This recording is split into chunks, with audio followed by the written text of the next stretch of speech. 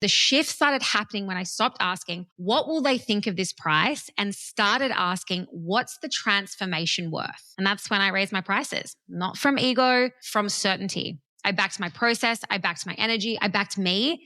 And the wildest part in all of this is people didn't flinch. They were like, take my money. They didn't question it, because when you own your value, others feel it.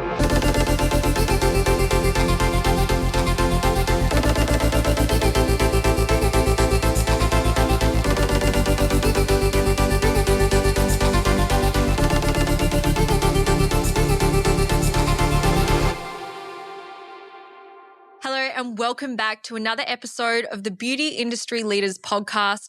I'm your host, Sammy Kennedy, and today we're diving into a conversation that every woman in business needs to hear.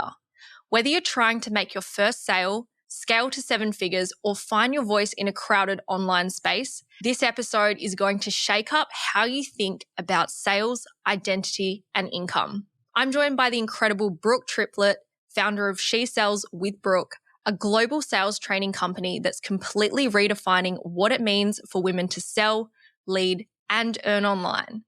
From former school teacher to multi-7-figure entrepreneur, Brooke's story is proof that you don't need to be loud or pushy to succeed in sales. You just need to lead with empathy, back yourself, and stop waiting for permission. She's trained over 1,000 women inside her programs, She Launches and She Soars, helping them build 6-figure careers in remote high-ticket sales without sacrificing their values or their freedom. Today, we're talking about the mindset shifts required to sell with confidence, especially if you've ever said, I hate sales, how to lead with feminine energy while still closing deals, and how to rewrite your relationship with money, identity, and power in business. So whether you're a salon owner, educator, or creative service provider trying to sell your offers online, this conversation is going to hit hard in all the right ways. Brooke, welcome to the show. I'm so excited to have you here. How are you feeling today? Hey, Sammy, what an intro. I'm sitting there being like, is that me? The imposter syndrome is real. No, I'm kidding. I was like, damn, that chick's got it together. You know what's really funny is I actually had one of your She Sells students reach out to me the other day and I was like, I'm actually interviewing Brooke. How good. They've learned well if they're doing that. 100%. It wasn't one of those messages that sits in my message request and I'm like, oh, not today. I actually got back to her. So you're doing something right. Yeah. Authenticity, baby. That's what it takes. Like not having this like, this is random, but hey, like nothing like that. Just like put it out there. Let you see who she is, you know? I love that. Let's start from the beginning, because I know for me, when I first thought about sales, I avoided it like the plague. I used to think, salespeople were pushy, sleazy, and just out to take your money, as I'm sure you probably did too. Brooke, what was your relationship with sales like in the beginning? I mean, you just said it. I would avoid salespeople like the plague also. I thought it was manipulative. I thought it was pushy. I didn't trust salespeople. And then the idea of being one, absolutely not. And when I started learning more about sales, I started to understand that it wasn't actually sales. I was avoiding rejection. I was avoiding visibility, being seen, be seen by others as too much. And it was holding me back. And so when I got into like my journey with sales started in network marketing, which I feel like a lot of people start there. They dabble in it and they don't know how to sell. So it feels weird talking to your friends and family about buying a product that you know you're going to get a commission from. So for me, I was just selling on pure passion. I loved the products and I was just talking to people about them. But where it started to get really weird and feel just off to me was when the tactics and the strategies started coming out. So I was talking to men, for instance, that I wasn't interested in at all, but I was interested in them buying the products. So I would almost like lead them on to think that they maybe had a chance with me to, develop something further. But really I was rocking up to our dates with my briefcase and all of the things that I wanted to show them. So that's when it really started to feel like, oh my God, I'd become the very person that I was avoiding, that I didn't want to be. And so I decided to just throw sales in the bin and was done with it. I was like, this is just not it for me. And then it just kind of kept finding me in these weird roundabout ways. And it wasn't until I landed a role in remote sales that I really started to learn the art. And in the beginning, I told myself, okay, I need to be liked. I need, my potential clients to see me as their friend so that they would say yes to me. And that cost me a whole month where I made $440 in commissions. So that's not what sales is. And as soon as I started to learn more about what sales was and the fact that it does require you to hold up a mirror, it requires you to lead your potential client, it flipped my world. It wasn't pushy. It wasn't icky. It was service.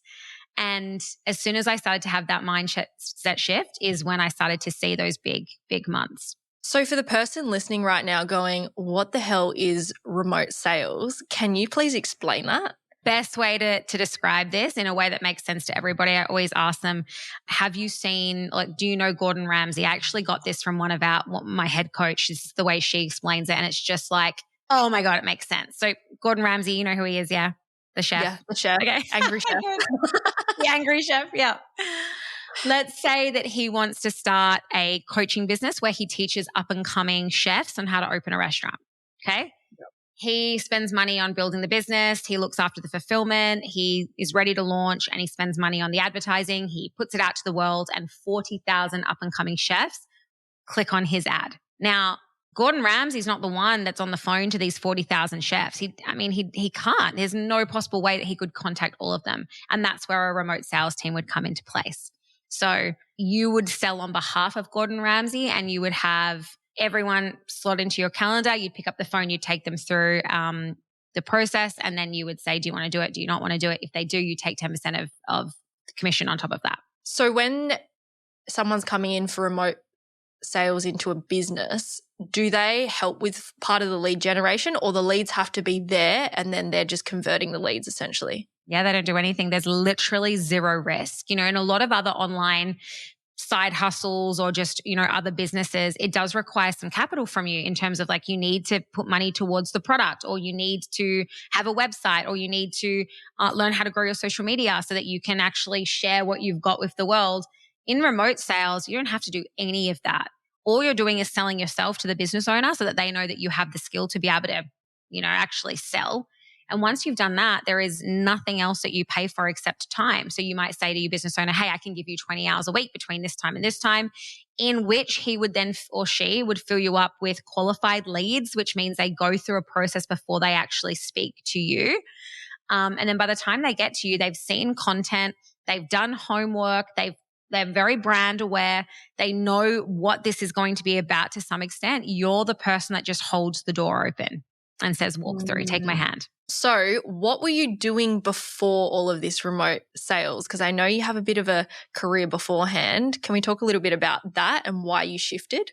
Yeah. So I was a teacher, primary school teacher. I mean, gosh, when you're 17, you're told to decide what career you want to have. And I had no idea. I started in commerce and I did journalism, and then I did creative writing just because some of my friends at uni wanted to do that.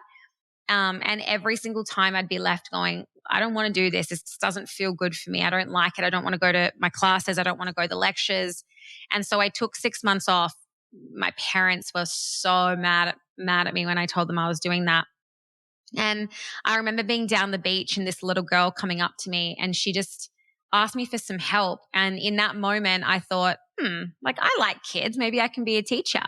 And so I went back to uni and did teaching and then worked as a teacher for almost 10 years. Even though I was a teacher though, I would still always, I still yearned for more.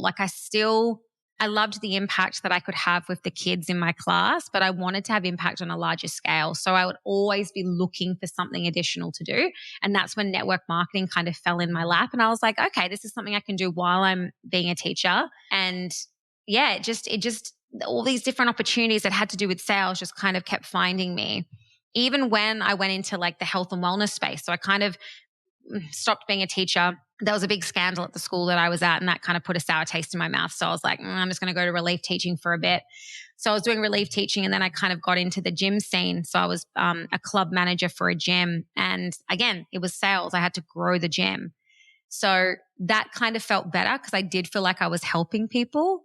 And then that kind of turned into remote sales just through people that I knew. And that's when I really started to go, I'm obsessed with mastering my craft in sales. Like I just wanted to absorb everything I possibly could because I felt like I was able to help more people and actually lead them through a transformation that would happen across a 30 to 60-minute call. So yeah, I was a teacher. Insane.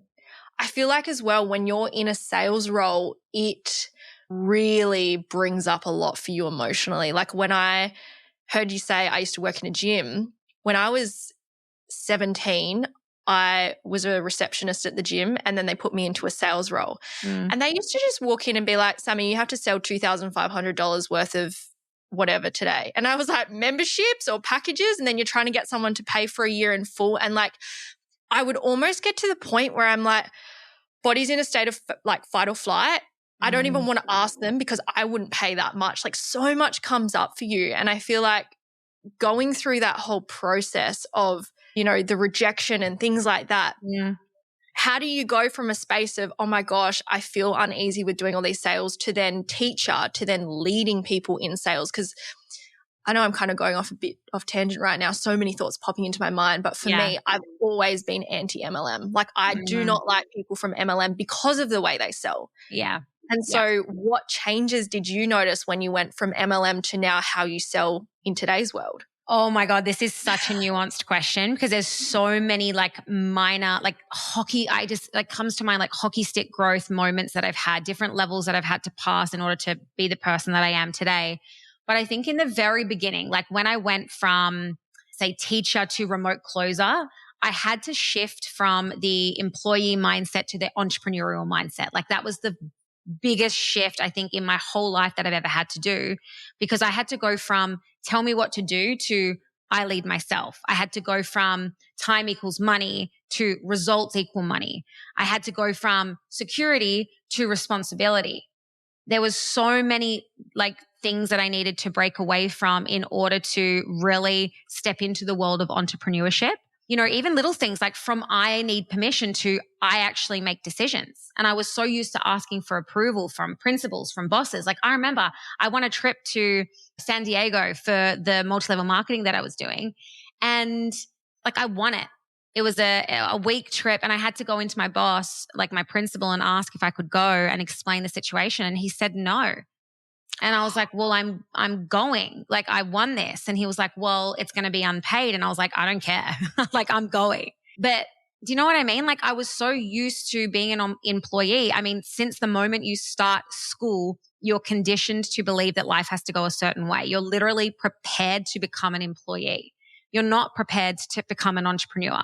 So when you do, and you're all of a sudden expected to do everything, you don't have the mindset of someone who thinks, moves, acts like the entrepreneur. You're still very much stuck in employee mindset. And one of the best things I've ever heard, this really helped me cut the ropes to my 9 to 5. I don't know if you've seen the movie Batman, but there is a scene where he's like in this deep, dark hole and there's all these prisoners in there. And there's like a way that you can get out, but no one's ever made the jump before because it's basically death. It leads to death. And so he has this rope attached to him and he's trying to make the jump. And each time he falls and he's lying there on the floor, like beaten up, like he's like, I'm done. I'm going to die in this hole. And this old man turns to him and he's like, you need to cut the rope. And he's like, but no one's ever made the jump, like without the rope. Like no one's ever made the jump, period. And he's like, you need to cut the rope. So he cuts the rope and he's climbing up this hole and everyone's cheering for him and he's about to take the jump and he takes the jump and he makes it. And it's just such a reminder of like ropes can feel like so many things. Like ropes for me was like my secure 9 to 5 job. My salary was knowing exactly what I needed to do, was having confidence in my job. Like that for me was a rope and it kept pulling me down. And the moment that I cut the rope and actually backed myself and was like, I'm going all in here, I'm going to make this work, everything just started to happen. It just like unlocked everything that the universe was trying to give me. I was now in a position to be able to receive it.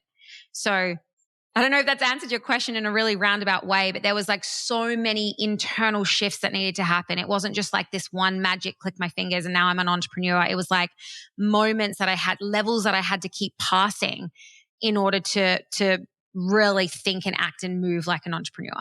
I think the biggest one for every single person, and even when you are quote unquote successful, is the imposter syndrome. Because you go from I'm an employee to, oh, I make the decisions, I call the shots now. And then you go from, okay, I'm safe at making this much income. How do I get to this level? And then more things come up. And like, have you experienced a lot of imposter syndrome throughout your journey? And like, what have you done to overcome it and reach the next level? Like, yes, like I would be lying if I was to sit here and be like, no, there's never any imposter syndrome. I think that's the difference between people who are successful and people who don't, is they feel the imposter syndrome and they move anyway. They back themselves. They don't worry about the cringe videos that they're posting online. They just do it. And there are still moments today where I have that imposter syndrome, that voice in my head that's like, you're not meant to be in this room. Like, you're not good enough to be here. And one of the best things that I do when that comes up is I just recognize what it is in my body and I say, hey, I get it. I know you're feeling this way. Like, thank you. But like right now you're not needed. Like, hop in the back. I'm not letting you drive the vehicle. Because if you have that voice driving your vehicle, what decisions are you going to make? You're not going to make them. It's like inaction. It's like procrastination. It's like constantly in like contemplation mode, like never actually taking action. So I don't hate myself when those feelings come up. I let them come in and I'm like, thank you. I hear you. I get it. They're really normal concerns, but like you're in the back today. I right now, I can't have you drive this vehicle. And then I'm back to being myself and like allowing someone, the person who I want to become, drive the vehicle, make decisions, move, be in the right rooms. That's really powerful. I definitely have found myself when I'm in those levels of like, oh, I don't feel like I should be here. Or I can't be. Having an evidence log even of all the things you have achieved, because it's so easy to get caught up in your head, look at what everyone else is doing online and feel like it's never enough. Yeah. And so when you went from, starting your business, you've gone through those levels of imposter syndrome. You probably would have had cheaper prices, right? Like you start by, most people in beauty will go, oh, I'll just try get my friends and family in, which unfortunately in some scenarios you're let down because they don't even want to come to you. They end up going to their other people, you feel rejected. So you're either discounting the hell out of your services to just try get people in, or you're, oh, I'll just give you this deal, or doing it for free.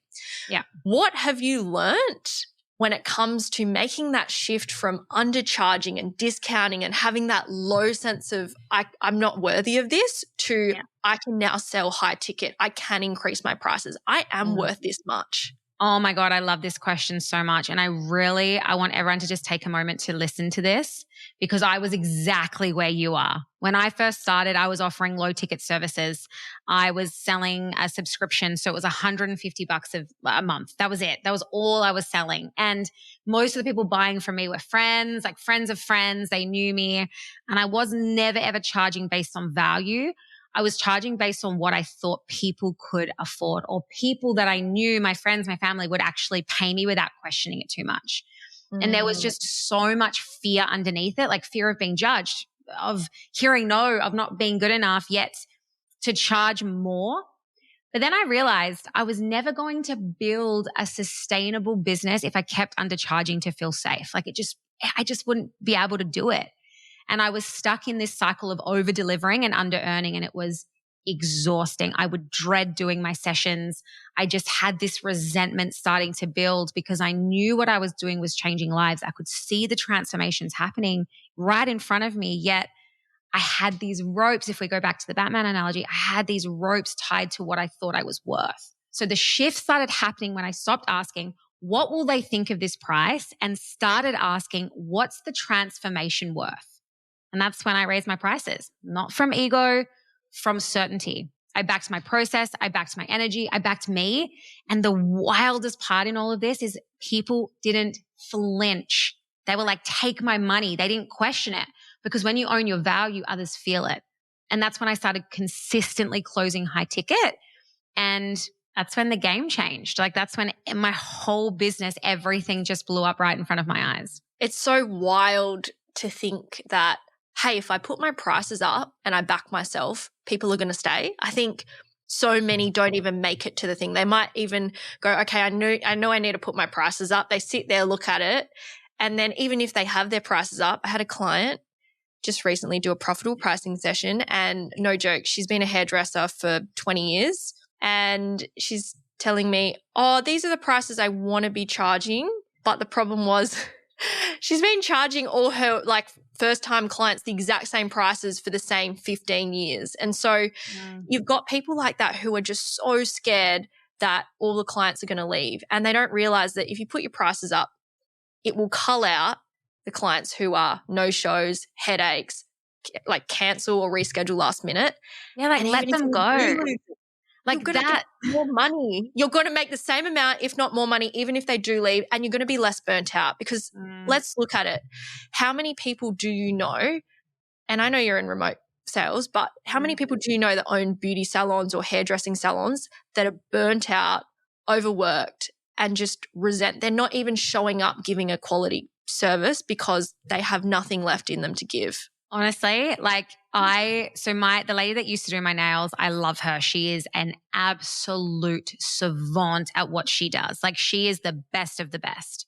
She's not my nail lady anymore because I'm in Bali, but I used to tell her every time I sat in her chair, up your prices, up your prices. What are you doing? Up your prices, up your prices. And every single time she would look at me and she'd be like, do you think I really want to, I really want to, but I'm just like, I'm worried I'm going to lose people. And I'm like, who cares? You know what it's going to create room for? More of the right people that are going to pay you what you're worth. So I think we're holding on from a place of lack. We're holding on because we don't move abundantly. We might think that we think abundantly and there's plenty of pieces of pie for everybody, but we don't move as someone who actually believes that. We're holding on to, well, what if they leave me? What if I don't have anything? And that's scarcity, and that's a place of lack. You're never going to call in the right clients. You're never going to be able to charge what you want for your product or service if you have that mindset. I agree. Let's talk more about those money blocks and broke mindsets because it does come up for sure. You often say, if you wouldn't invest in yourself, why would your clients? Can you unpack that?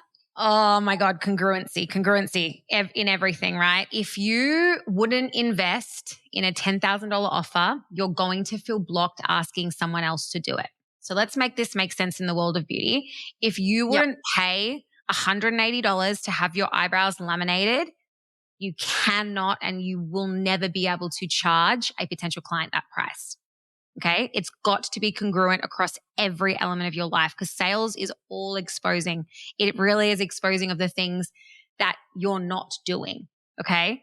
Your subconscious, it will scream hypocrite.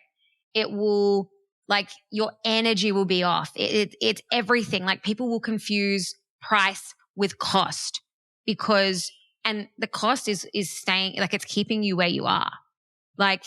Broke mindset is something that you wear. It's the way you move. It's the way you think. And something that I like to always tell my students is how on earth can you hold your potential clients to a standard that you can't hold for yourself? So if you wouldn't spend that much on getting your nails done, then how could you ask your potential clients to spend the same or more on your product or service? So everything always starts with you. You got to look internal. You got to look at what's coming up for me in this moment. Why don't I want to up my prices? Why can't I listen to the thoughts that are coming up and then work through that block so that you can charge what you're worth? It's really interesting you say that because I think when people look at me saying you need to increase your prices, obviously to be profitable for starters, but also because you're experienced, you have the expertise, you give the quality results. The block that comes up is, well, I can't. And I think the questions that you need to start asking yourself to really add on to what you're saying is, if someone were to pay you 10 times the amount that you're currently charging for that service, what additional value would you offer? How would you show up differently? What would you invest in for them? And when people talk about increasing their prices, they're usually going something like, hey everyone, unfortunately due to the rising cost of living, I'm going to need to put my prices up. I've tried to hold back on this for as long as possible. And it is so depressing. It sounds like clinical. B, no one's going to be like, oh my gosh, yes, Sammy, you put your prices up. That sounds great. But if you shifted it to, here's how we're bringing more value to the clients. We're investing in these trainings. We've got these new team members coming in. We've got this new bed. We've got a heated blanket, whatever it is. Like if you're focusing, like Brooke's saying, on the transformation, on the value, on the benefits for the client, and as a result of that, yes, there will be a price increase. You will see that, but you're also getting all of this. They're going to get excited. The whole key is about getting them more excited than you are. And if you feel this imposter syndrome or you wouldn't go purchase a service at that price, it's probably because you're not delivering enough value. And so when you look at your services and the products, you've also got to consider, am I giving this 110% for the client or am I not? Because the fear may also come from, well, I don't want to have to improve. I don't want to have to change. I'm happy staying comfortable doing the bare minimum. And that is the correct mindset. Yeah. The ropes. It's the rope. It literally always comes back to that analogy. It's like, what ropes do you have attached to you? I love building out. This is one of the things that we actually do with potential clients. We build out a version of their high performing avatar. It's like, who do you become once this problem is solved? Like, who do you become when you actually start charging what you're worth? Figure out your ideal life in salon. What does that look like? Who do you want to be? How do you want to feel? What do you want to dress like? What conversations do you want to be having? Right down to the nitty-gritty day-to-day life of what you want your life to look like. And then ask yourself, am I moving and acting like her? Or am I moving and acting like someone who's stuck in the same? And 9 times out of 10, they act in the identity that they are. You can't outsell the identity that you have. You just can't. You have to think of who you want to become and then start making decisions as her. And I know it's such a weird feeling because you're not her yet. You're going to be in this messy middle where like she's gone, she's not fully arrived yet, but you know you're moving in the direction of meeting her. And that's just such a beautiful, chaotic transformation that happens. But at least you know that when you do meet her, you're going to be living out that ideal life that you want, that you told me that you wanted. So if you're sending messages like, hey, due to the prices, like, you know, the way the economy is, like that's giving needy. And that is literally the reason that one of the things that you say you don't like about salespeople is like the neediness. Like that message in itself is needy. Like, hey, don't hate me, but like I have to because of this. Like it's giving needy. I'm sorry, but someone's got to say it. Yeah, 100%. That desperation will drive people away. It's not going to make them go, oh my gosh, she is worth it. I see the value in her. It's really interesting. You know, when you talk to someone and they're just so passionate and convicted, like the best thing when I talk about sales with my clients, I'm like, they always say, I can't sell. And I say, tell me where, if you had your favorite actor or whoever coming into Perth or wherever you live tomorrow, where are you taking them out to dinner? And they're like, oh my gosh, I am going to Nobu. And then I'm like, why are you going to Nobu? And they're like, because they do the best thing. And you can just see through facial expressions, their tonality, you know, how excited they get. And I think most people get it twisted where they think selling is about discounts and offers and promos, and they think it's always got to be attached to the dollar value. But it's not about selling, it's about serving. And so when you're focusing on how am I helping this person, how am I giving them more value, what are the benefits for them, then you get to move out of that desperate, that needy identity into someone who helps others. And I've actually seen some people say, I'm not good at sales, but when it comes to the product recommendations, because they genuinely believe in the product, they can sell it so well because it's not about selling. It's about promoting the benefits. It's about how this works for the client in achieving their goals. And also when you're serving someone, you don't feel like you're being pushy because you're making a recommendation that you think is going to suit them. And I think when you're like hard selling someone, you have no ethics. You know, it's just like, I need money, you buy this, or I don't eat tonight. That kind of like, desperate energy. Yeah. You know what's really sad, just to circle back to something that you said, people are so open and able to recommend a product that they believe in, yet when it comes to themselves and backing themselves and the service that they're giving, they struggle to sell the same way. And like, that just doesn't make sense. Like, who are you doing this for? You know, like to me, the one person that has the most conviction and the most certainty in what they're doing should always be you. 100%. They're the people that you want to be around, you know? Like, I know if I were to go buy a car, not sleazy sales, Carmen, that vibe. If I were to go to a car and someone said to me, I said, I need this, this, and this. These are my requirements. And then they go, oh, this one's a good option. You might like it. It's a bit expensive, but, you know, it's good. Like, I'm going to be like, are you okay? Like, this is – I feel like, ugh, like you don't believe in the car. You don't believe in yourself. You don't believe in the product. You don't know what I want. Can I just explain what that is? Yeah. People don't buy because they understand. I guarantee you if that same person was explaining to you all the benefits of the car, even if he was like, yeah, this car has this and this and this and that, you're not buying because you understand. You're buying because you feel understood. That is why. And people get this wrong all the time. It's an energy exchange, right? If someone is selling or their frequency is from love or joy or acceptance, really high frequency, you're actually buying them. You're buying the experience. You're buying how they made you feel. And so it's not necessarily the thing itself. It's not the thing. It's the person, which is why it makes me so sad that you're telling me that these women or these, you know, business owners, they don't want to up their prices, because I'm like, you are the thing that people are buying. What they keep coming back for is you, not the eyebrow lamination, not the waxing, like not the nails, none of that. It's you. And so many will sit here and go, but I'm not that special. I'm not this. I'm not that. Why would they come for me? And I think it comes from a world of low self-worth, because if you think about beauty, Brooke, a lot of people get beauty services. Women, I mean, there's some men out there too, but let's say it's a female dominant industry.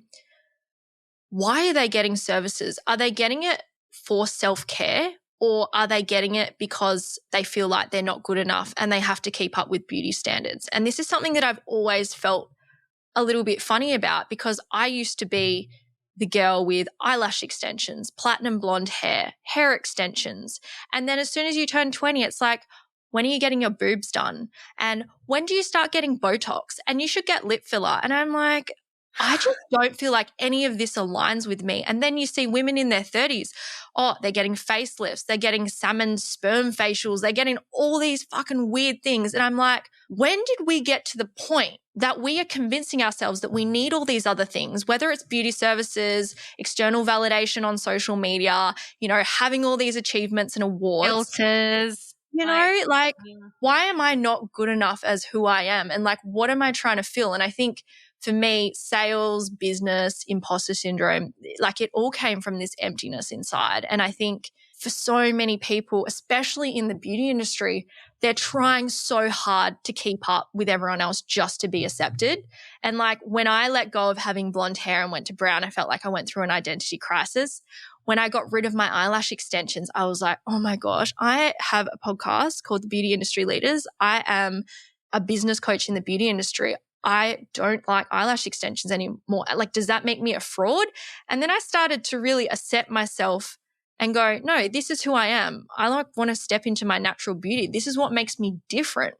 Like, why in the beauty industry are we constantly comparing to other people? Why are we in this mindset that, you know, I have to have what she has, or, you know, I'm not good enough, or even worse, I can't raise my prices because she hasn't. And until I see everyone else's prices go up, then I might be able to change. Yeah. Or I'm not as good. I don't have as big a following as so-and-so, so I couldn't possibly charge more than her. Or like, I'm not as good as so-and-so, so I can't like, you know, I can't raise my prices, or I can't make this change. Okay, real talk. If you're a beauty business owner and you're still doing everything yourself, from posting on socials to replying to DMs on the toilet, creating reels at 11 p.m. in bed, trying to keep your books full, lead a team, and somehow still show up as a decent partner, friend, or parent, this is for you. I created Booked, Banked, and In Demand because I was that burnt out business owner once. Always working in the business, never having enough time to actually work on it. I've now taught the strategies inside this training to over 300 salon owners who have gone on to triple their revenue, become the go-to name in the area, and finally get off the income roller coaster, burnout, and chasing clients. It's also the system I used to build a multi-six-figure coaching business and scale a 7-figure bowling alley in 7 months. Because once you know how to attract clients, convert leads, and create consistent cash flow in your business, it works anywhere. Inside Booked, Banked, and In Demand, you'll learn how to attract dream clients on autopilot with the content that consistently fills your calendar. Lock in 90% plus rebooking rates so your income isn't riding a roller coaster every single week, and delegate the back end to a VA so you can step out of burnout mode, reclaim your time, and focus on doing more of what you actually enjoy, whether that's growing your business or taking a damn holiday that you know you deserve. So if you're tired of doing it all and ready to get more clients, make more money, and finally have more time freedom again, this is your sign. Click the link in the show notes and let Booked, Banked, and In Demand be the last training you'll ever need. It's actually really sad. It makes me feel really sad that they don't have the self-worth to be a trailblazer, to just go out on their own and be like, you know what, I'm setting the standards. I'm going to be the one that does this first. They're waiting for permission to lead. And that has that ripples into other areas of your life too. Like one of my girls, I want to explain this in a way that's going to make sense. One of the women that I train, she's always been someone that's waited for permission to do things, like in anything. Like she's always like, if someone says any more questions, she'll be like looking around, like seeing if anyone else is going to put their hand up first. Like honestly, anything. If there's any kind of scenario where you just need to go and lead and without thinking, she would always wait for permission. Now, in the program, that is something that we do a lot of work on, is like not permission to lead, because in a sales conversation, you are the leader. You are the prize, honey. So you have to be able to lead without permission from anybody. And she messaged me the other day in our community and she said, oh my God, I had a moment where I really realized how much this training is just seeping into every area of my life. There was someone on the train having a seizure, and usually she would be the person that would like look around, see if anyone else was going to go help first. Instead, she just stood up and went over. It didn't matter about anybody. It was just in that moment, she didn't need permission from anybody. She stood up and she led and she helped her. And after that incident, she was just like, oh my God, I never would have done that before. I always was the person that would wait for everybody else. And I was like, that is it. That's the thing. Be her. The unapologetic version of yourself who just does the thing that you want on your own terms without permission from anybody. So true. Like imagine all the times that you just let other people go first. And like, do you know what? I was having this conversation with my mum the other day and I said to her, when we were growing up, you taught us as a sign of respect, let others go first, right? You hold the door open for the elderly. You know, it's become this almost, yes, it's respectful and it's courteous to do that. But then as you start to grow up and you're not a kid anymore and you start to realize you put everyone else's needs above your own before you even look out for you. So here I am, you know, giving to all my clients, giving to my parents, helping at the bowling alley, giving to my partner, you know, giving to anyone who's in my DMs. And all of a sudden I've gone, when did I last do something for myself? Or like, when did I say, no, I don't actually have the time, energy, capacity to do this? And so you become this yes person, you give everything to everyone, and then there's nothing left for yourself. And I think that that's one of the other things that you struggle with. It's like the people pleasing identity and like the fear of rejection, or, you know, what if I say no and then I upset them and then I've lost that opportunity? You know, I think people even feel this in the beauty industry when someone asks, hey, can I have an after an hours appointment? And it's like, I want to have this boundary here, but then, I don't want to lose them as a client, or like, I want the extra money. And I think for me, it's taken a lot of time to develop the self-worth, to then develop the boundaries. And then as a result, I feel more confident. I feel more proud in myself. And I feel like I'm at a stage where I'm like, I respect myself. So now others respect me. Exactly. But if you don't respect yourself and you don't have that self-worth, other people can see straight through it and they will use and abuse you. They will. How does raising your standards, Brooke, actually attract more aligned clients? Because, you know, when you have those low standards, you attract low value clients. Like, what do we need to do to raise our standards and then attract the aligned clients? Can we come back to that? I just want to talk about people pleasing for a sec, because you're looking at like the world's biggest people pleaser. Like I would just say yes to everything. And it's because I had this belief, I had this value that if I didn't say yes, they wouldn't like me, or they'd be mad at me, or I'd be letting them down. That's like core people pleaser, right? And this actually started to seep into my sales calls, which is what I mentioned earlier. I was trying to be liked by my potential clients, and I would end up saying yes to all sorts of weird discounts and just like Payment plans. Yeah, all sorts of things, because I was like, like the fear of them being, angry at me, or like letting them down, or like upsetting them. And I was told by a mentor that people pleasing is a form of narcissism. It's just not seen the same way. We hear narcissism and we're like, oh my goodness, he was such a narcissist. We hear that all the time. Yet people pleasing is a form of narcissism, because we're trying to control that narrative. Even when I look deeply as to why I would do that, because it's always internal, right? Extreme ownership. Always look at what you do. It would always come down to like the fear of not being liked. So like I was trying to control the narrative by like over delivering, or by giving them a payment plan that I knew that I couldn't give, or that they're going to fail on, because I was trying to control the narrative. And my narrative started with me being like, I need to be liked. I need to be liked. I needed that external validation. I needed them to say, thank you so much. I appreciate you. Oh my God, you're the best. And then you're left feeling empty inside. You feel like you resent yourself, and then that destroys your self-worth and your confidence even more. Exactly. You broke that promise to yourself. Exactly. That is fakeness. I was not in authenticity. I was literally just being likable. I was shrinking myself to be more palatable, because that's what I thought I needed to do. And that version of people pleasing is you controlling the narrative. So I had to recognize that, and I had to do a lot of work at choosing a different set of beliefs. So when I created my high-performing avatar, and I'm like, right, that's who I want to become, I had to really look at, okay, what does she believe in? What are her values? What are her ideologies? What are the things that she stands by?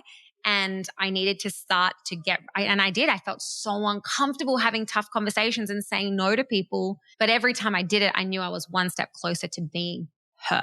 And so that's that. To tie it back to your question, that's how I raised my standards. Honestly, there's no magic pill. Like, we got to stop looking for that. It all starts with you. It all starts with the work. You've got to put it in. You've got to look at, what are your beliefs? What are you looking, what evidence are you trying to find to support those beliefs? Because they're either going to move the needle or they're not. They're going to keep you the same. So that would be I raised my standards because I looked at me. I looked in the mirror and I looked at the things that I did believe in and the things that were not serving me anymore. And if I wanted to move and grow as an individual and as a business owner and as a wife and a mom, you need to constantly be evaluating who you are, what you believe in, what you look for, how you move, how you think, everything.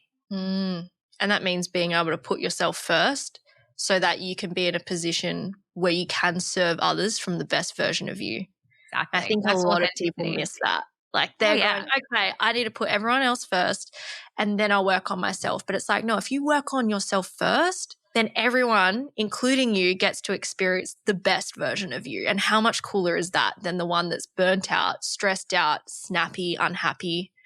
I could be a rapper. Like, it's snappy, unhappy. And then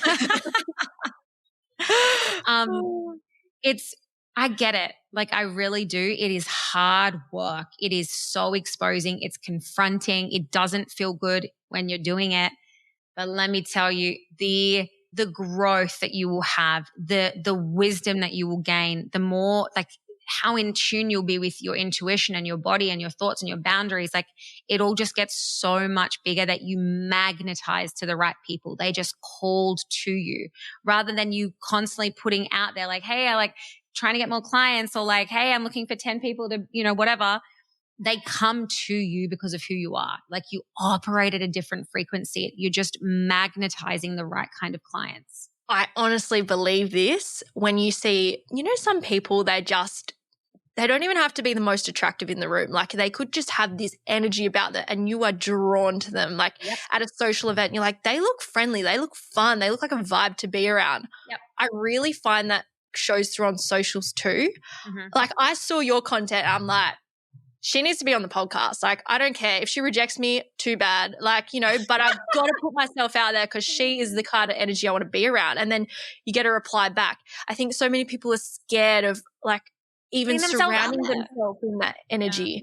because it can be confronting. It might be like, oh, what if they don't like me? Or, oh, wow, they're too much. But then secretly you're like, I want that. Yeah.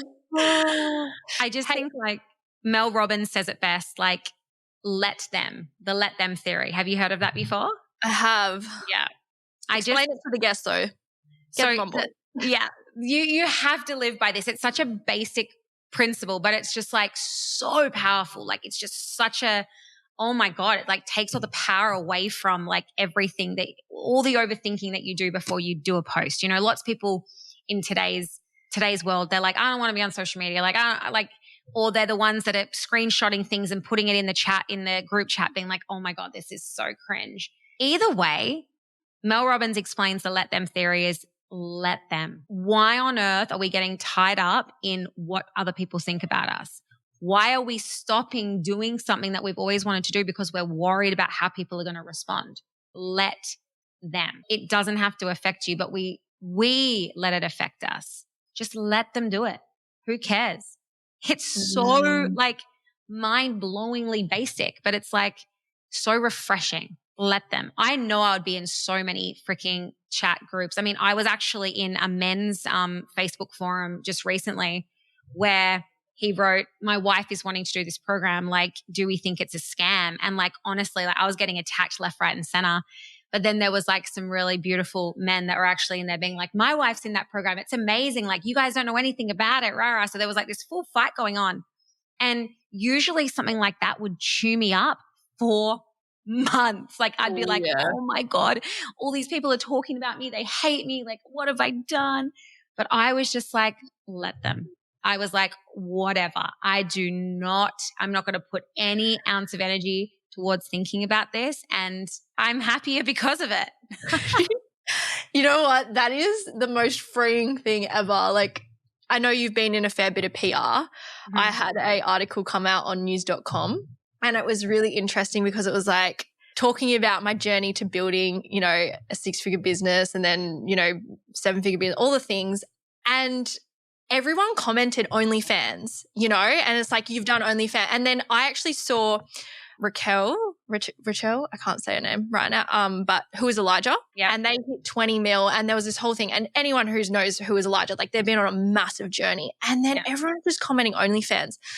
And like, it was quite interesting. When I got my article come out, the one piece of advice my PR coach told me was like, do not read any of it.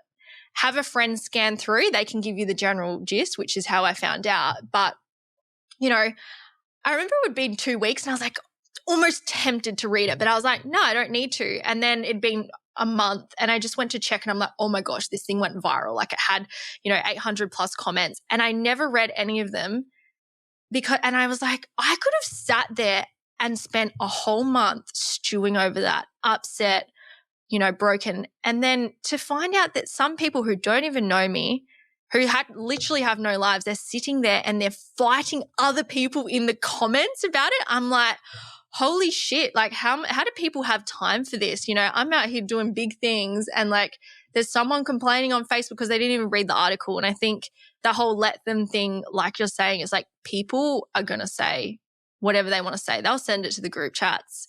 You know, they'll send it to their friends. They'll put it online, whatever. But why does that need to define who you are? Because if you know who you are and you know what you stand for and the people that matter around you, they also know that. It doesn't matter what other people say because why would you listen to the advice of someone you wouldn't go – why would you listen to the opinion of someone you wouldn't go to advice for? It's always it's always coming from people who are not doing as good as you. It honestly always comes from people who are below you. It will never, ever, ever come from someone who's doing better than you or views themselves as being successful. I can promise you that. Do you know the amount of like multi-millionaires, very successful business owners have put their hand out to me and been like, anything you need, let me know. Because they understand the journey. They know what you've gone through or what you're going through currently because they have the empathy. They understand the journey. And I think there's a lot of sour people out there, especially in the beauty industry. Like I know someone will put up a post and they're all sending it and like, oh, who does she think she is to say this and that? And then like there's been a lot of rage bait lately too. I see, you know, there might be 2, let's say, well-known people in the industry and then one is threatened by the other one's success. So she's actively going out and creating content about her and tearing her down, and, making it all about things like it. And then the worst part that really gets me and where I don't feel like I align with any of this is so many people going, wow, you're so brave. This is so inspiring. Or like, oh my gosh, get it. And I'm like, why are people celebrating bullying or toxic behavior? Like, this needs to change. And sometimes I sit there and I'm like, how do people think that's okay? And then the worst part is, and this might sound really harsh, but I'm like, you have children. What kind of lessons are you subconsciously teaching them by saying that's okay? Imagine if your child got bullied the shit out of online. You would not stand for it, yet you're doing the same thing to other people. And it's just that side of the things. I know this is a bit more of a rant and a bit off topic, but it's like, these are the things that when you look at leaders in the industry, they're doing it because they're serving. They're doing it from a place of value, not from a place of scarcity where they feel like they have to bring other people down to pull themselves up. Exactly right. And the worst thing, it doesn't even pull them up. It doesn't. They just left feeling shitty still.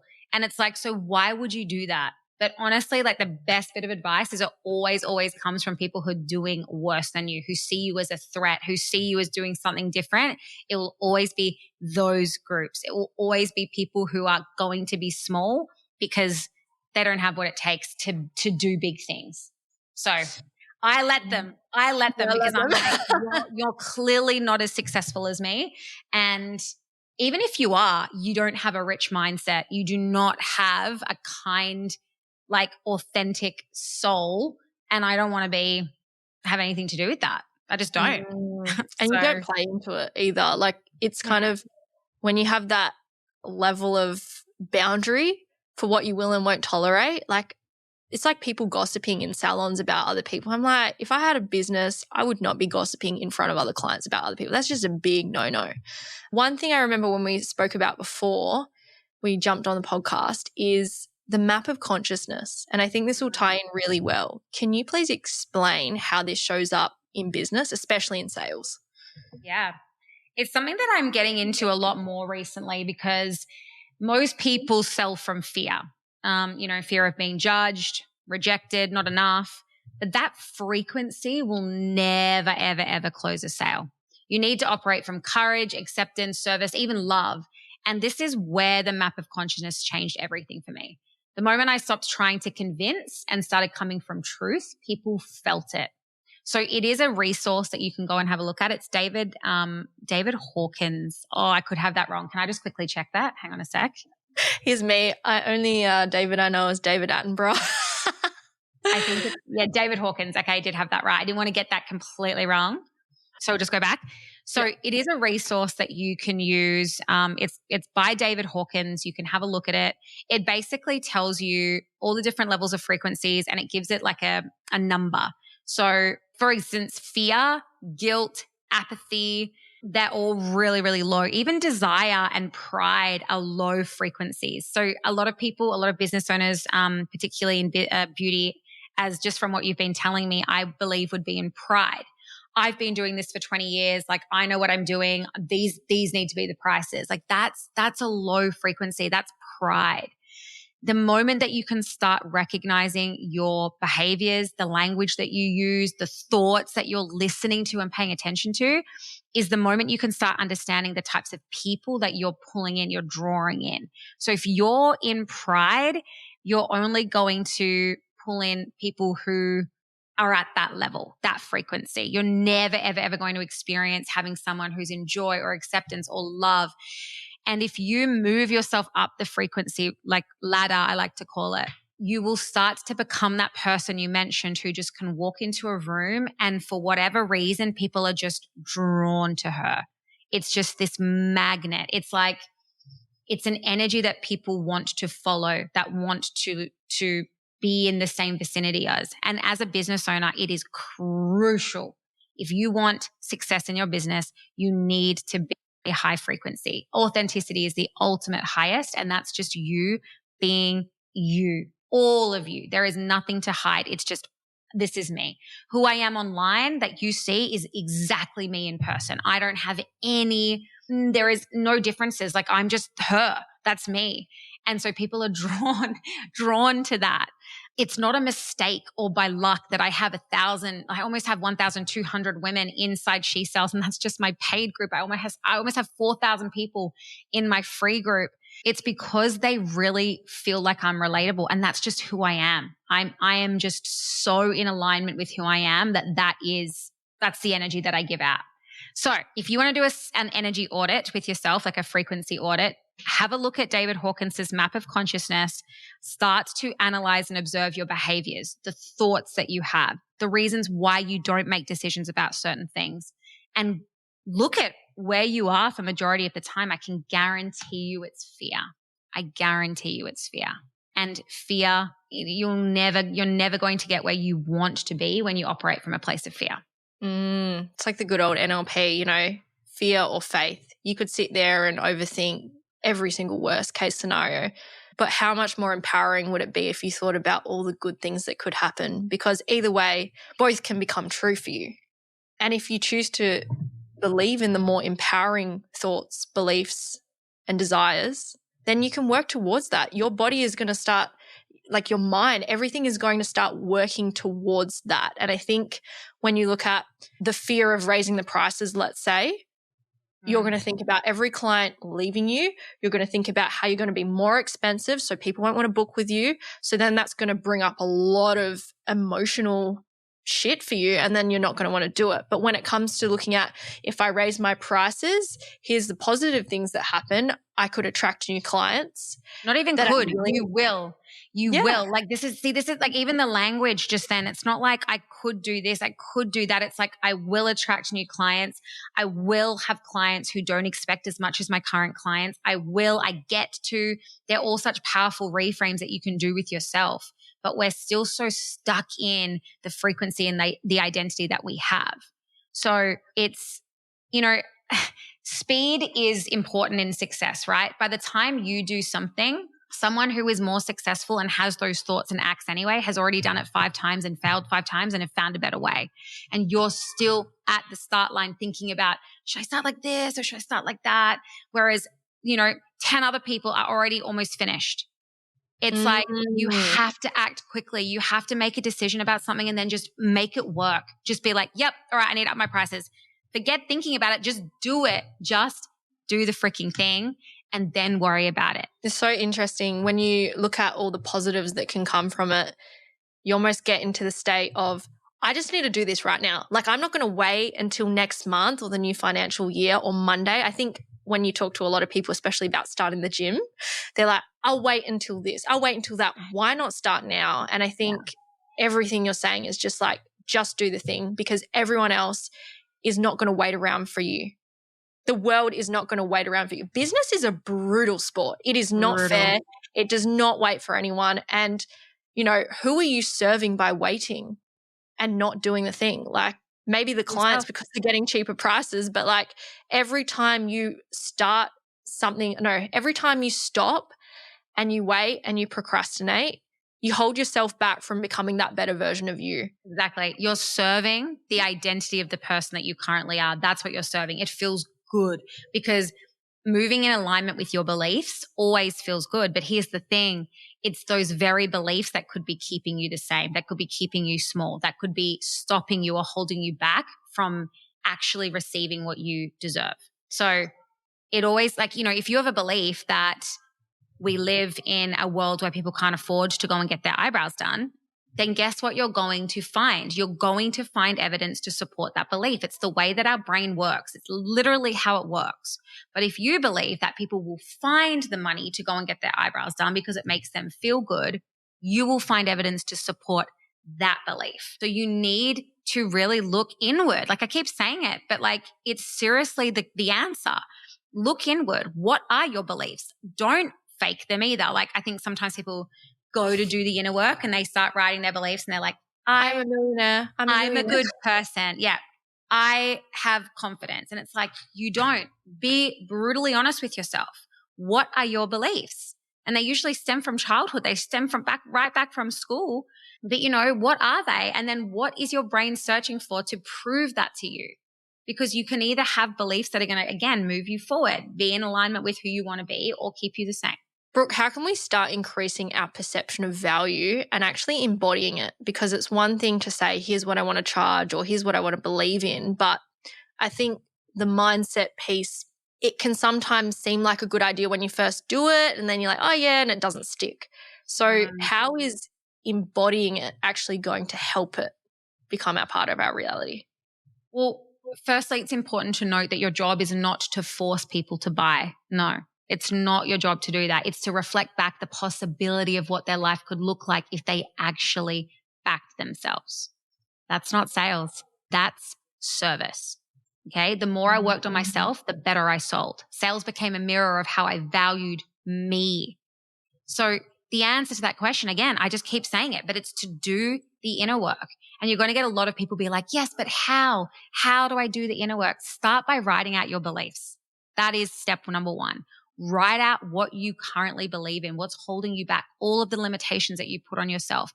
What are they? Write them out, as many as they are, and then start to work on flipping them. So for instance, if you say, I need to, and I'll make this relevant to your industry in a sec, but for me, I used to say to myself, I need to be nice in order to be liked. Okay. I need to be nice to people in order to be liked. Yeah, exactly. And that's how I sold. My empowered belief, the belief that I chose to believe is by challenging my clients is going to make them respect me. Ooh, I like that. Yeah. So you see the flip, like one was a limiting thing. I need to be nice in order to be liked. Like's not going to get me sales. I need to challenge my clients in order to be respected because leadership is going to get me sales. So I flip the belief. So every single one that you have, could be 50, it could be more. You need to flip it and choose to believe the empowered belief. That's how you start doing that work. Then think about, who do you want to be? Who is the high performing avatar? Who is the person that you would want to walk into a salon and see? So if you have a limiting belief, I cannot raise my prices because I'll lose clients. What could be an empowered belief? If I raise my clients, I'm going to get better clients. If I raise my clients, I'm going to attract more of the right people. If I raise my prices, I'm going to have more self-worth. I don't know. Whatever you choose to believe, it needs to be the empowered belief. When I raise my prices. Yes. There we go. When I raise my prices. Oh, I love that. Well, let's get a little bit practical now, because you've given a lot of very empowering beliefs and mindset shifts that we all need to take on board, myself included. I can feel some things coming up for me and I'm like, oh, I need to do some work. What are your top tips for converting DMs or consults into paying clients, especially for service providers? Because I do a lot of work with my clients about shifting the mindset of, when someone asks what's your prices, you don't just send the booking link. Like, you ask open-ended questions, you dive deeper, you seek to understand, and then come from that place of service. You know, what are your tips to really make that conversation convert and not get ghosted? Okay, so number one, and this is my biggest tip, is you need to stay curious for as long as possible. If you do that, you will win the game. Everything they say, it needs to spark a question in you. Every time. For instance, if they ask you what the price is, the first question you need to ask yourself is, why are they asking me that? Okay. Do you see how I'm staying curious for as long as possible? So if they say, what's the price? You would then say, I'm just curious. What makes you ask that? And putting it straight back onto them. What they're going to do then is they're going to really think about, well, you know, I only have this put aside for this. Like, I need to make sure this can actually fit into my budget. They're going to give you a more in-depth response, and you have more to work with. If you are just question, answer, you're not understanding them. And remember what I said earlier, people don't buy because they understand. People buy because they feel understood. So if you keep putting the questions back onto them and sounding more curious, they're going to feel understood. I'm just thinking. Does that make sense? No, 100%. I'm literally just thinking, I'm like, the amount of times I think a lot of people get left on scene because they have this language, and I've spoken about this before, but it's like, let me know what worked for you, or tell me if you're interested, like this Passive command. language. Yeah, it's not really something that you feel called to respond to. How do you change that language? What type of things could we be saying instead? Okay, so you've got to start viewing yourself as the prize. Okay, like the best way to think about this is, if your husband was to take out the trash, we're not like, thank you so much for doing that. Like, I really appreciate you doing that. It's like, no, that was the expectation. That was the expectation. So when you speak like, hey, let me know what works for you, it's giving needy. It's giving desperation. It's giving I'm too attached to the outcome. If you are perceived as being busy, let's just say, hey, I'm actually stacked across the next few days, though I do have this time available, could probably squeeze you in. Let me know if that works. Otherwise, I'm going to have to give it to someone else. Immediately, it's that FOMO, fear of missing out. It builds urgency. They're going to respond. So then what's the difference between using, ethical urgency and scarcity versus fake urgency and scarcity? Because I know I've had situations where I go on here and there's like a 30-minute countdown timer and then, it's still there every time, or they're saying, I've only got 5 spots, but they've actually got 20.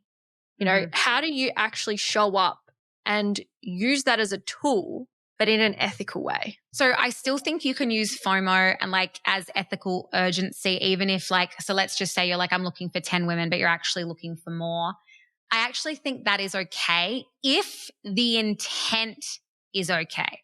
So another great example of this, let's say, and I always use a toolkit because it makes the most amount of sense and things can be used for various different intents, right? So let's say a hammer, okay?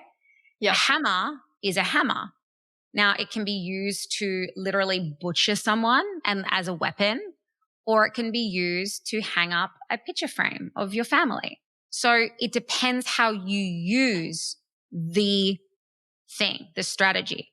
So if you're using a FOMO strategy because you are trying to make more money, like you're just greedy and you're like, I'm going to do this because it's going to bump up my, whatever it is, like my monthly income or whatever, and it's just not from a place of service, it's self-serving, then I would say you're using it unethically. But if you're using the FOMO strategy to get people to move because it's in their best interest, absolutely fine. That is an ethical use of that tool. Does that make sense? Yep, 100%. Yeah. So it's like using it for good because it's going to be of service for the clients. Correct. Versus using it for greed, I guess, and manipulating people. Because, if you're constantly running a limited time offer and the limited time offer has been going all year round, that's a big no-no.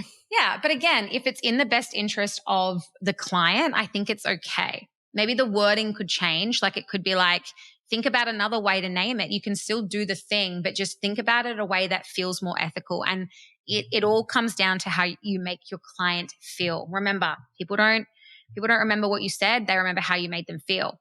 So if you have a promo running or if something is going on and the client then finds out that actually everybody got that same deal, how do you think that would make them feel?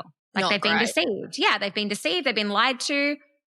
That's not going to look good when you're trying to rebook them, right? So if you have a promo running that says exclusively for, then you make sure that is exclusively for, because if anyone gets it, that's just lying. And if your potential client, your client finds out, they're going to feel betrayed, deceived. That means the lack of trust the trust is gone and they're going to look elsewhere. Can we just circle back for a moment and think back to when we were talking about if you have clients that have started with you and you've kept those prices the exact same the whole way through, how would your new clients feel if they realized they were almost paying double the amount because you've been too scared to put the prices up for the other clients? That would create a huge sense of mistrust. It would not be good energy. They probably wouldn't come back to you. They're like, why are you charging these people cheaper? I think that's a huge one.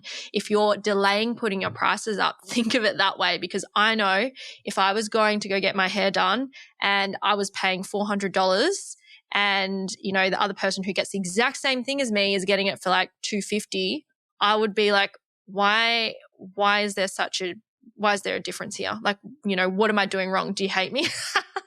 Yeah. People misunderstand the word loyal clients. To me, loyal clients are those who will follow you regardless of what you do. Whereas some people think, loyal clients, people that just keep coming back to me. It's like, no. They keep coming back to you because you are being a people pleaser. You are allowing them and holding them to a lower standard. You are accepting that behavior. You're settling for that. That's not loyalty, babe. That's not loyalty. Loyalty is you saying, hey, I'm upping my prices here's why. I'm doing all of these different things. I've done this. I've upskilled here. I've got this new treatment coming out. My prices will now be this. Loyal people, loyal customers will follow you regardless. So true. They won't ask. They won't ask for discounts. They won't ask for friends benefits. They won't be like, but I've been with you for 10 years. Do you think you can still, do mine for that price? They won't do that. And if they are complaining and they're like, oh, I can't afford it, then it's like, bye. Well, my value has increased and it's unfortunate that we don't align anymore. Like, don't get me wrong. Like, we can all get frustrated. I got so frustrated with Zero. They were just price hiking every single, 3 to 6 months, and it just kept going up. But deep down, as much as there was that level of frustration, I knew if I went anywhere else, I knew if I changed platforms, I knew it just wouldn't compare to how much convenience and quality and efficiency it brings into my life. And so, yes, sometimes people may have those thoughts, but they know if they go anywhere else, they pay less, they're going to get a lesser quality service. It's not going to be the same. So I think, you can't always avoid the negative responses, but people will come round. If they see the value in it, like, it might be a bit of an initial shock, but they will stay. It's not the end of the world. Exactly right. Exactly right. Brooke, quick rapid fire round of questions. Just say the first thing on your mind as we work towards wrapping up the episode. Yep. Number 1, what was the first thing you sold that made you realize you were good at sales? Isogenics. I couldn't believe how easy it was. Like, I was just talking, and that's now that I look back, it wasn't the freaking isogenics. It was my frequency. People wanted to buy whatever I had. That it could have been anything. It could have been a mouse, could have been a phone, could have been anything. It wasn't that. It was how I made them feel. But I didn't know that then. So in answer to your question, isogenics. I love that. What's a sales myth you wish every woman would unlearn? You have to be liked in order to make sales. What's a coffee order that gets you through a launch? Oh my God, this is embarrassing. It's a quarter strength oat latte with a sweetener. Oh my gosh. You child? No, I'm kidding. I know. I don't even like coffee. I don't even know why I drink it. Like, I drink seriously. matcha? You're in Bali. Like, I feel like everyone's on the matcha grind at the I'm not moment. on anything. I'm on turmeric electrolytes. That's what I'm on. What's the sales objection you secretly love to hear? Let me think about it. Oh, no, not that one. It's like, I'm here and all the things you've got to think about, you need to ask the questions to find the information. Time will not help. It's fear, babe. That's what it is. And I love it. I'd be like, okay, just before you go, like, what is it that's going on in your mind, just to see if I can help? And they're like, oh, well, you've been really helpful. It's not really that. I'm just like, I don't know. I'm just really scared. Yes. Great. Let's actually get that to conversation. the real reason. Yeah. Yeah. Love that. What's the most underrated sales skill that no one talks about? Ooh, most underrated sales skill. This one's tricky because it's so nuanced. Like, it's such a skill. I think I would actually say the most underrated sales skill is to be able to read people before they even speak. Ooh. Yeah. You learn a lot of that with NLP and things like that. You're looking at the micro expressions, how is their eyes looking, face, body language, non-verbals, and then obviously you have tonality as well. But you know someone's mood, particularly women, someone's mood before they even open their mouth and say words. Oh my gosh. Literally, when I'm at bowling and someone walks up to the counter, I can already tell, pinpoint. I'm like, you are going to be the biggest headache. And then there's other ones where you're like, oh my gosh, I love my job. I love being around you. You're exciting. Yeah. They don't even have to say a word. You can just tell, oh my gosh, she's going to be a Karen today. And I'm just. Yep. You just know. So that if you have that ability and you are able to apply it in sales, which is why I'm not a fan of DM stuff, because you really can't tell how someone's feeling. Notes. Exactly. Voice notes. Yeah. Voice notes are great. But just through words alone, depending on your mood, is how you will perceive what they say. So the good old, okay. So different. Yeah. What's worse, ghosting or breadcrumbing in business? I would say ghosting. Fuck that. Oh, I actually find it so interesting in beauty. They're like, I hate it when clients ghost me and they inquire, and then there'll also be the same people that reach out to me and then I'll say something and they ghost me, and I'm like, there's a pattern here. Yeah, there's a pattern. Exactly. It's a behavioral pattern. I cannot stand those types of people. Like, again, that's just like all got to do with them, nothing to do with you. But just be a better person. Like, just let me know. That's it. I don't care either way. I actually frame my calls like that. Like, I don't care either way, but I do expect you to let me know. Like, I want respect or courtesy for people's time, you know? Right. Exactly. Yeah. Ghosting. I don't even know what breadcrumbing business is. So ghosting. If you weren't in sales, what do you think you'd be doing right now? Oh, if I wasn't in sales, what would I be doing? I'd be doing I've always been an entrepreneur. I'd be doing something, some kind of business, even if it was brick and mortar business. I don't know. I almost opened a boutique with my sister. I would be doing something business related. So I would have some kind of business. Yeah. I love that. Brooke, it's been amazing having you on. I've really loved all of your insights. It's definitely made me go, oh, wow, there's some things that need to be worked on here, and also super relatable. Like, I think there's a lot of things that we all struggle with, that having that reminder that if you're in a bad mindset or you need help, it starts with looking at you and recognizing those beliefs and being able to make that shift. Where can people connect with you, join your challenge? I know you do some really cool challenges, or tune into your podcast, which has recently been relaunched. Yes.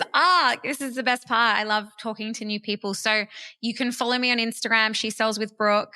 I do give like tips and tricks with all sorts of things. But if you want like specific, like niche training, like one-on-one training, then you can email me at brooke@shesellswithbrooke.com. You can join our freedom sprint. We do 5-day freedom sprints, which is like how to sell in 5 days. Basically, it's completely free. And I do have a podcast, She's Not Selling, which I just love the name so much because it's literally that. It's basically how to sell without selling. So if that interests you, then give it a listen, like, subscribe, all those good things. I would really appreciate it. And send me a voice note. I love, love, love connecting with new people, and I'm always down to offer a helping hand. So thank you so much, Brooke. And I think we're going to have to do another episode. I think there's going to be a second one for sure in the works. So stay tuned, follow the show. And we will catch you back for another episode another time. Thank you so much. You're welcome. Bye. Audience exclusive.